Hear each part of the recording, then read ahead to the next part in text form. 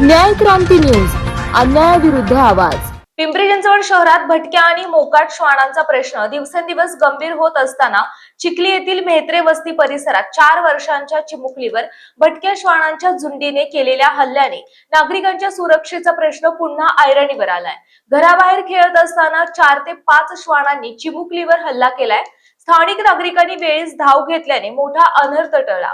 या घटनेची गंभीर दखल घेत पिंपरी चिंचवड महापालिका आयुक्त डॉक्टर विजय सूर्यवंशी यांनी तातडीच्या उपाययोजनांचे आदेश दिल्याची माहिती समोर आली आहे। अत्यंत दुर्दैवी आणि गंभीर घटना आहे।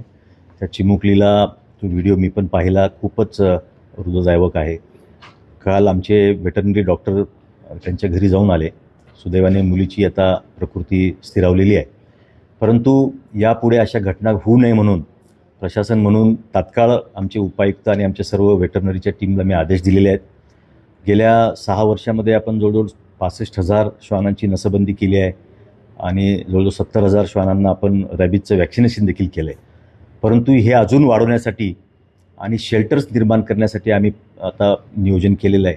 आपल्याकडे आता शेल्टर सध्या एकच आहे, परंतु आम्ही 1,000 श्वान राहू शकतील असे 5 शेल्टर्स आम्ही प्रपोज करतो आहोत आणि ते PPP तत्वावरती असतील।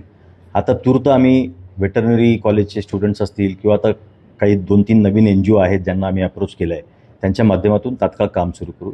जिथे जिथे नागरिकांच्या तक्रारी येत आहेत तिथे आम्ही ताबडतोब आमचं श्वान पथक पाठवतो आहे आणि ते श्वान पकडून आणतो आहे। श्वान पथक आमचे जेव्हा तक्रारी येतात तेव्हा तात्काळ जात आहेत, परंतु काही बाबतीमध्ये जर कुठे हलगर्जीपणा झाला असेल किंवा नेग्लिजन्स झाला असेल तर त्याची पण चौकशी करण्याची सूचना मी आमच्या उपायुक्तांना दिलेल्या आहेत। आपल्या परिसरातील बातम्या पाहण्यासाठी चॅनलला सबस्क्राईब करा, व्हिडिओला लाईक करा आणि बेल आयकॉन दाबायला विसरू नका।